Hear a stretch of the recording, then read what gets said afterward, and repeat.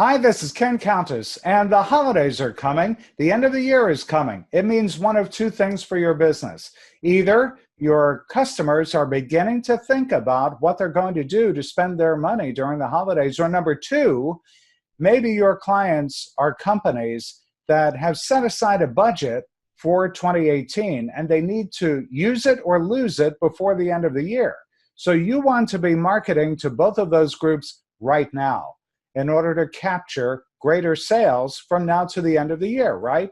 Well, we're just a couple of days away from our Gain an Unfair Advantage marketing workshops. We have two coming up on September 26th.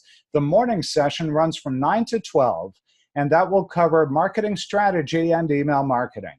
The second session runs from 1 to 4. That is PR, social media, and email marketing. So attend one or both. This is only at an introductory price for this month only. Next month, the price of the workshops goes up pretty significantly.